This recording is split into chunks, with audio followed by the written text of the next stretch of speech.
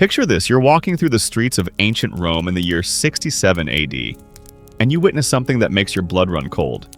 The emperor himself, Nero, is strolling through the forum with what appears to be his new wife, a stunning young woman draped in silken jewels. But whispers follow in their wake, because everyone knows the horrifying truth that woman beside the most powerful man in the world was once a boy named Sporus. And what Nero did to him represents one of the most disturbing acts of psychological and physical abuse in recorded history. Before diving into these forgotten stories of survival and suffering, if you enjoy learning about the hidden truths of history, consider hitting that like button and subscribing to Historical Mysteries for more content like this. And please, comment below to let me know where you're listening from. I find it incredible that we're exploring these ancient stories together from different parts of the world, connected across time and space by our shared curiosity about the past. What you're about to hear isn't just another tale of Roman excess. It's the story of how absolute power can transform love into obsession, grief into madness, and a human being into a living doll created to serve one man's twisted fantasy. The name Sporus might not be familiar to you, but his story will haunt you long after you finish listening. And share your commitment with the phrase "I practice inner strength" in the comments. And let's embark on this mysterious historical journey to reconnect with our own truth.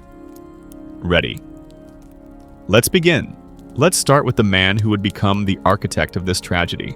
Nero wasn't born evil. In fact, his early reign showed remarkable promise.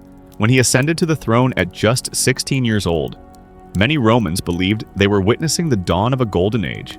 He reduced taxes, funded public entertainment, and even performed in theatrical productions that delighted the common people. But absolute power has a way of corrupting even the most promising souls. And by 65 AD, something had fundamentally broken inside the emperor's mind. Maybe it was the constant paranoia that comes with knowing everyone around you wants your position. Maybe it was the isolation of being the only person in an empire of 60 million who could never be contradicted, never be challenged, never be told they were wrong. Or maybe it was what happened to the one person he claimed to love more than life itself. Her name was Poppaea Sabina, and she was everything Nero thought he wanted, in a woman beautiful beyond description, intelligent enough to match his own grandiose vision of himself, and ambitious enough to share his dreams of eternal glory. But Poppaea wasn't just another pretty face in the imperial court. She possessed the kind of sharp political instincts that made her a formidable ally or a dangerous enemy. When Nero first laid eyes on Poppaea, he was already married to Octavia, the daughter of the previous emperor. It had been a cold, loveless political marriage. Poppaea represented everything that Octavia was not, where Octavia was quiet and reserved. Poppaea was vivacious and commanding, where Octavia sought to avoid attention. Poppaea reveled in being the center of everyone's gaze. The affair between Nero and Poppaea began as a typical Roman scandal. But what started as adultery quickly evolved into something much more dangerous, genuine obsession. Nero wasn't just attracted to Poppaea's beauty, he was consumed by her in a way that terrified even his closest advisors. Ancient historians describe Nero's behavior during this period as increasingly erratic and possessive. He would fly into murderous rages if other men so much as looked at Poppaea too long during public functions. He began stationing guards around her at all times, ostensibly for protection, but really to monitor her every interaction. He lavished her with gifts that bankrupted the imperial treasury jewels from India, silks from China, perfumes from Arabia, but perhaps most tellingly, he began to reshape reality itself to accommodate his obsession. First, he divorced Octavia, a shocking move that alienated many supporters. Then, he announced his intention to marry Poppaea in a full imperial ceremony.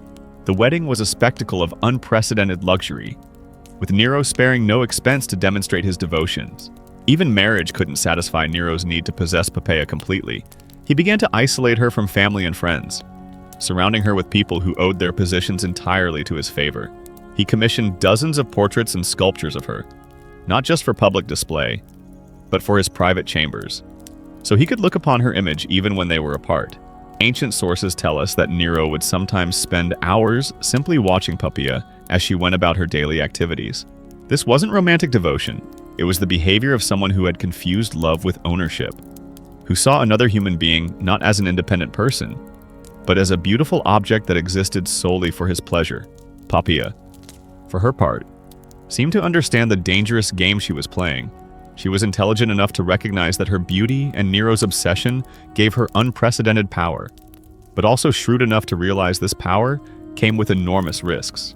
She began using her influence to advance her family's interests, building a network of supporters who would protect her if Nero's affections ever wavered. But Poppaea had one fatal flaw: she wasn't afraid to stand up to Nero. Unlike everyone else in the imperial court who had learned to anticipate the emperor's moods, Poppaea retained her independence of spirit. She would argue with him about policy decisions, criticize his artistic pursuits, and even mock his performances when she thought they were subpar. The details of what happened on that fateful day in 65 AD vary depending on which ancient historian you believe, but the outcome was always the same. During what started as a typical domestic argument, some sources say about Nero coming home late from chariot races. Others about his theatrical pursuits. The emperor lost control in a way that would haunt him forever. According to Tacitus, the argument escalated when Poppaea dared to criticize Nero's priorities, suggesting he cared more about his public image than his responsibilities as a husband and father. She was pregnant at the time, carrying what would have been their second child, and perhaps the stress made her less willing to tolerate Nero's increasingly erratic behavior.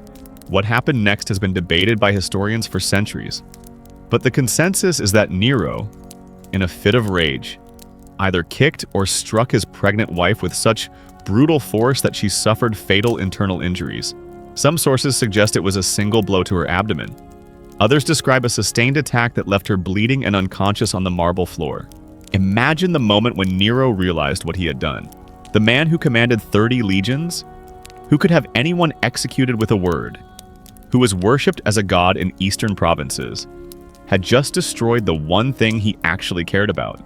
The woman he had obsessed over was dying because of his own uncontrolled violence. Ancient sources describe the scene that followed as one of the most pathetic in imperial history. Nero reportedly threw himself on Poppaea's body, alternately begging her forgiveness and commanding her to live. As if his imperial authority extended even over death itself, he summoned the best physicians in Rome, offering them fortunes to save her life, threatening them with torture if they failed. But it was too late. Poppaea died within hours, taking with her the unborn child who might have been Nero's heir. In that moment, something fundamental broke inside the emperor's mind. The grief that followed wasn't just emotional devastation, it was a complete break with reality. Nero's mourning became legendary.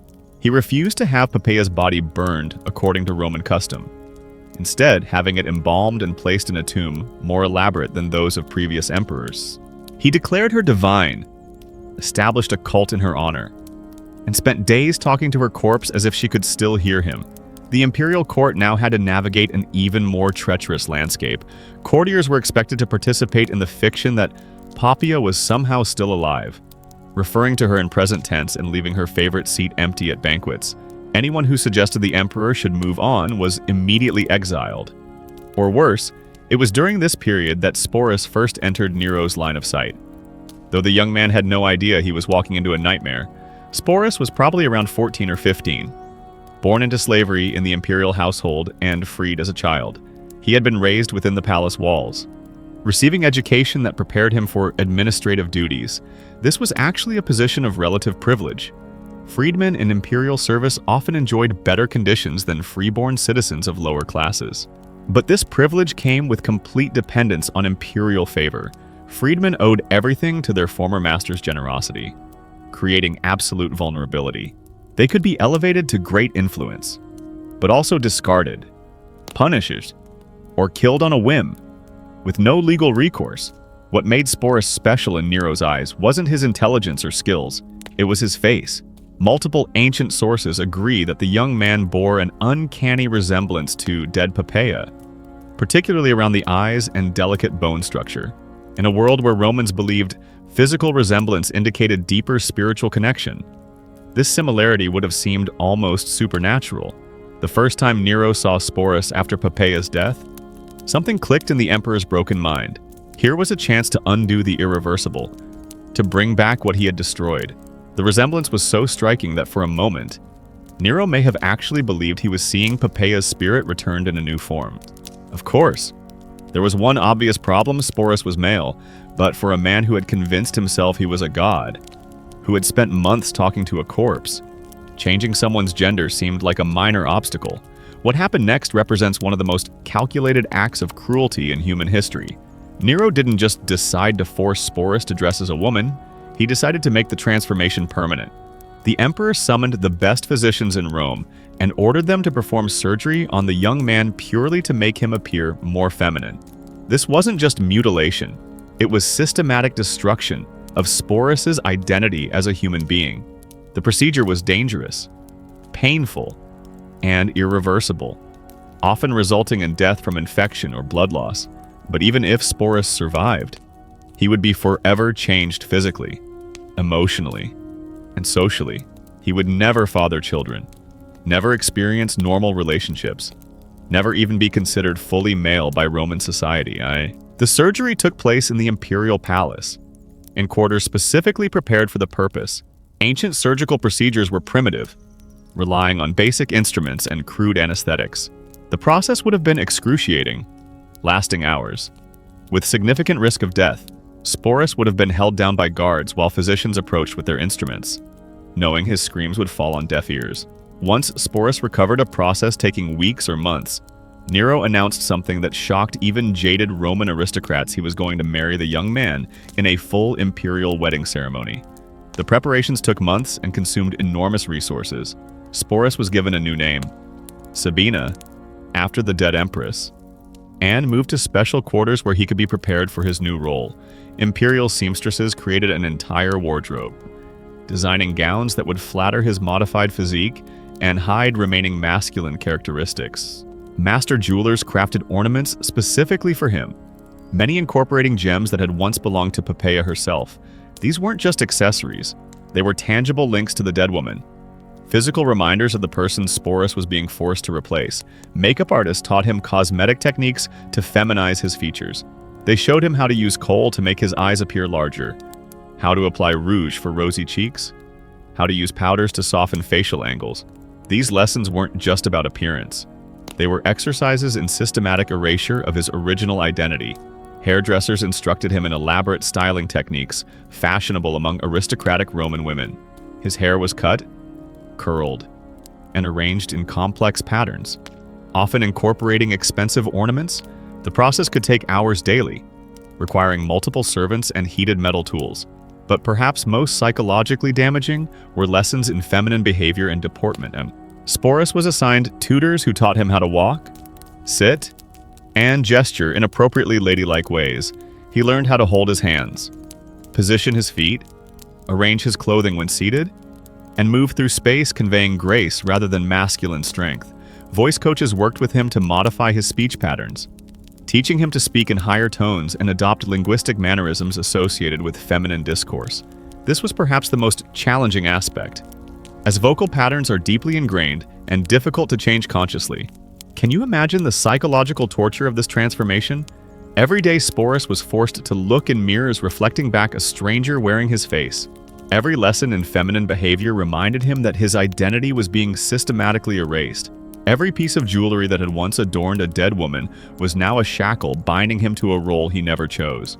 The wedding was scheduled for spring 67 AD, timed to coincide with religious festivals that would add ceremonial weight. Nero spared no expense, treating it as a legitimate imperial wedding worthy of the greatest emperor in Roman history. The ceremony took place in the largest palace hall, decorated with imported flowers and illuminated by thousands of oil lamps.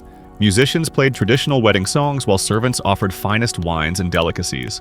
To outside observers who didn't know the full story, it might have looked like a normal imperial wedding, but those in the know understood they were witnessing something unprecedented and disturbing. Here was the most powerful man in the world publicly marrying a surgically modified teenage boy dressed as his dead wife. The ceremony included all traditional Roman rituals: exchanging vows, joining hands, sharing sacred bread, signing legal documents, making this union official. The guests played their parts with accomplished acting skills, offering congratulations and expensive gifts while maintaining appropriate joy. But the atmosphere must have been thick with barely concealed horror, fascination, and the nervous energy that comes from participating in something fundamentally wrong. Following the wedding, Nero treated Sporus exactly as he would a legitimate empress. The young man received his own household staff, quarters within the palace complex, and income from the imperial treasury. He had his own litter for traveling, horses for riding, and a retinue of supporters. But all this apparent luxury came with a terrible price. Complete erasure of his original identity and constant performance of a psychologically devastating role. Sporus was expected to accompany Nero to public functions, sit beside him at state dinners, and play the devoted wife in all interactions. This wasn't just about appearances. Nero genuinely seemed to believe he had successfully resurrected Poppaea. He would call Sporus by his dead wife's name, reminisce about shared memories that had never happened, and expect responses maintaining the elaborate fiction. For Sporus, every day became a high-stakes performance where the slightest mistake could mean death. He had to remember not just how to look and act like a woman, but how to respond as if he were Poppaea herself. When Nero mentioned events from his previous marriage, Sporus had to react as if he remembered them personally. Ancient sources describe Sporus as becoming increasingly skilled at this deception, developing an almost supernatural ability to anticipate Nero's moods and respond appropriately. But they also note he grew more withdrawn and melancholic as time passed. Though he continued playing his assigned role perfectly in public, the psychological strain is almost impossible to imagine. Every morning, Sporus woke in rooms decorated to remind him of a dead woman he'd never met. Every mirror reflection bore no resemblance to his original appearance. Every conversation required pretending to be someone else, having memories and experiences that weren't his own. For over 2 years, Sporus lived this bizarre existence, but his ordeal reached new heights when Nero decided to tour Greece. The emperor fancied himself an artist and was eager to compete in Greek festivals where he believed his talents would be properly appreciated. Naturally, Sporus accompanied him, displayed to foreign dignitaries as the Empress of Rome. Imagine Greek aristocrats trying to make sense of their conqueror traveling with a teenage boy dressed as a woman, demanding everyone treat this obvious fiction as reality. But by 68 AD, Nero's excesses had finally pushed the Roman establishment too far. Rebellions broke out across the empire, led by governors tired of the emperor's erratic behavior and neglect of governance. The Praetorian Guard declared opposition to Nero's continued rule, and the Senate condemned him as an enemy of the state. When Nero finally fled Rome with a small group of supporters, Sporus was among them, even facing death. The emperor couldn't leave behind his living reminder of Poppaea. They holed up in a villa outside Rome, waiting for either rescue or capture. While Nero alternated between grandiose escape plans and theatrical preparations for suicide, when word came that enemies were closing in, Nero finally chose death over capture. But his suicide left Sporus incredibly vulnerable. As one of the most visible symbols of Nero's reign, he was both a valuable prize and a dangerous liability for whoever claimed power next. What followed was perhaps even more tragic. Sporus became a political pawn, passed from one powerful man to another like valuable property, first claimed by Nymphidius Sabinus, then by Otho, then by Vitellius, each treating him much as Nero had, keeping him dressed as a woman and calling him by Poppaea's name. It was under Vitellius that Sporus's nightmare reached its ultimate conclusion. The new emperor decided to use him for public entertainment in the Colosseum, specifically in a reenactment of mythological scenes involving violence and humiliation. For Sporus, this represented the ultimate degradation, being sexually humiliated in front of thousands for their amusement. Rather than submit to this final humiliation, Sporus made the only choice that was truly his own. In years, he took his own life, probably by poison. Sometime in 69 AD, he was probably no more than 20 years old. In death, Sporus finally escaped the grotesque theater that had consumed his life. His story became a cautionary tale about the dangers of absolute power and the human cost of imperial excess. But ancient historians seemed less interested in Sporus as a person than as a symbol of imperial decadence. What makes his story so haunting isn't just the abuse he endured, but how he was systematically stripped of identity and agency. From the moment Nero decided he resembled Poppaea, Sporus ceased to exist as an individual and became instead a canvas for the emperor's twisted fantasies. The fact that Sporus chose death over further humiliation suggests that somewhere beneath the layers of forced femininity and imperial conditioning, some spark of his original self survived. His suicide was both tragedy and a final act of defiance, a refusal to be degraded further, even at the cost of his life. Perhaps most tragically, we know almost nothing about who Sporus was before his transformations. What were his hopes and dreams? What did he want to do with his life?